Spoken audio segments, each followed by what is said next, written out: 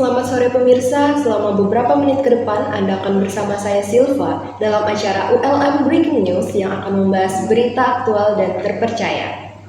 Berita terkini telah terjadi perseteruan antara dua orang warga di kawasan pemukiman kayu tani Banjarmasin.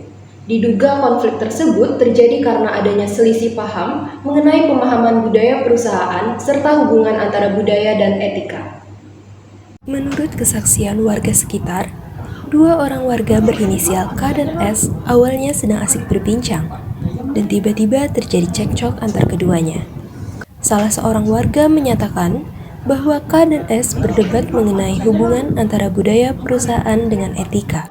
Ya, jadi tadi saya sedang berjalan melewati Bapak K dan Bapak S. Terus saya kaget, tiba-tiba mereka berdua berdebat dengan penuh emosi. Kalau nggak salah saya dengar Bapak K tadi bilang bahwasanya budaya perusahaan itu justru memberatkan para karyawan dan tidak ada kaitannya dengan etika. Kemudian saya dengar Bapak S menyanggah hal tersebut. Bapak S bilang justru budaya malah berkaitan erat dengan etika, di mana kombinasi keduanya akan menghasilkan kinerja perusahaan yang lebih baik dan dapat mengurangi pelanggaran. Budaya perusahaan juga menjadi nilai pemelihara perusahaan untuk menjaga stabilitas.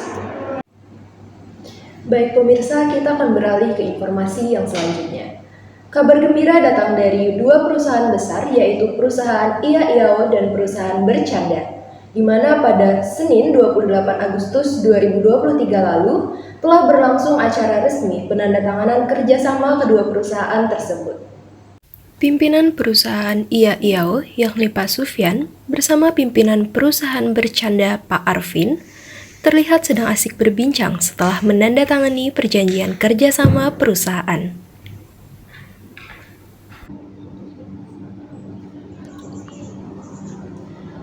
Selamat pagi Pak Sufyan, Pak Arvin.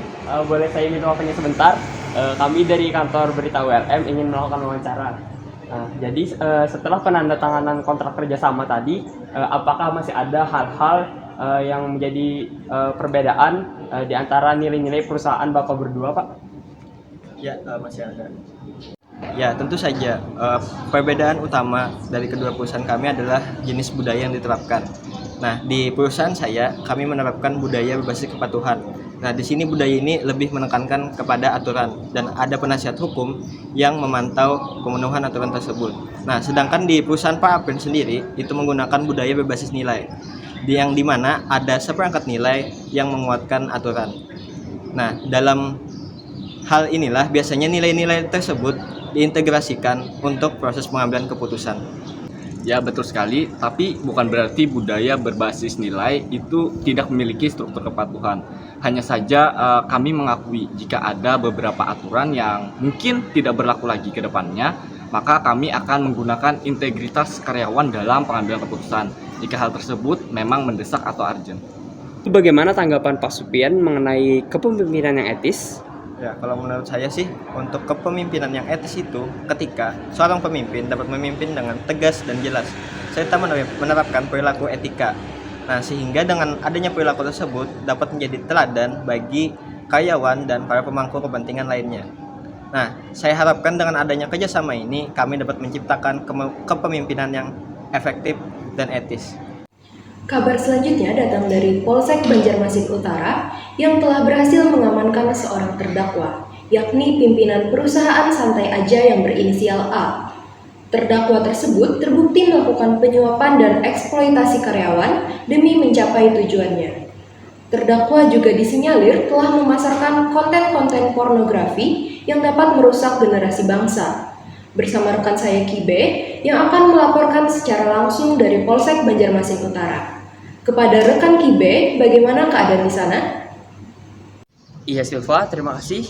Baik pemirsa, saat ini terdakwa pimpinan perusahaan Santai Aja telah diamankan oleh pihak kepolisian. Namun sayang sekali saya tidak dapat mewawancarinya secara langsung karena adanya keterbatasan akses. Namun dari kejadian ini, terdakwa ternyata menerapkan kepemimpinan yang efektif di perusahaannya, namun tidak dijalankan secara etis. Di mana terdakwa terbukti melakukan suap kepada beberapa oknum agar perusahaannya bebas dari sanksi pelanggaran. Terdakwa dikenal sangat mengayomi karyawannya dan memperlakukannya dengan baik. Namun terdakwa beberapa kali mengancam karyawannya agar tidak memberitahukan keadaan perusahaan yang sebenarnya. Tidak hanya itu, terdakwa juga memasukkan konten-konten pornografi yang terselubung dalam produk yang dipasarkannya. Salah satunya dalam game online produksi perusahaan tersebut. Saat ini terdakwa tengah menunggu jadwal sidang dan tengah dikecam oleh masyarakat dan karyawan-karyawannya yang marah. Mungkin itu saja yang dapat saya laporkan. Saya kembalikan ke Silva. Baik, terima kasih kepada rekan Kibe. Maraknya kasus pimpinan perusahaan pada saat ini itu menjadi gambaran bahwa budaya perusahaan yang diterapkan masih kurang efektif. Peristiwa ini cukup menarik perhatian para ahli, sehingga kita akan terhubung langsung dengan rekan Sufyan yang akan mewawancarai Pak Arvin selaku pengamat ahli dalam dunia bisnis. Kepada rekan Sufyan, kami persilakan. Baik, terima kasih Silva. Jadi saya sekarang bersama dengan Bapak Arvin sebagai pengamat ahli dunia bisnis. Selamat pagi Pak, bagaimana kabarnya? Alhamdulillah kabar saya baik. Nah, baik langsung saja ya Pak. Terkait dengan maraknya kasus dari beberapa pimpinan perusahaan, nah sebagai pengamat ahli, bagaimana tanggapan Anda terkait hal tersebut?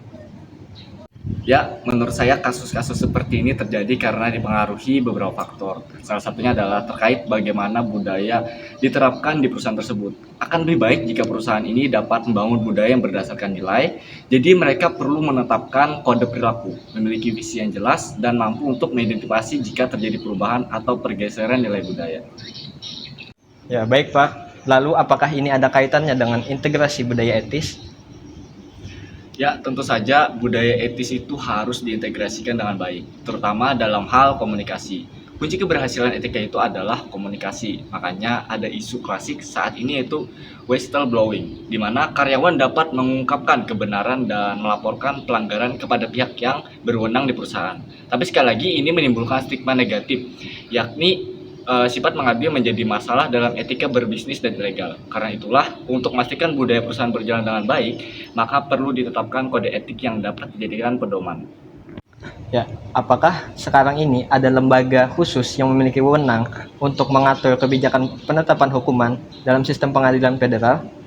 Ya, ada. Tapi lembaga ini terletak di Amerika Serikat yang bernama US Sentencing Commission, di mana mereka menetapkan keseragaman dan keadilan dalam sistem federal sehingga meminimalisir perbedaan dalam hukuman yang sewenang-wenang dan isu pengendalian kejahatan lainnya dalam bisnis. Dalam hal ini mereka akan melakukan uji tuntas untuk mencegah dan mendeteksi tindakan kriminal perusahaan. Baik Pak, terima kasih atas waktu dan penjelasannya. Semoga dengan ini ke depannya dapat meminimalisir kasus-kasus serupa dalam dunia bisnis.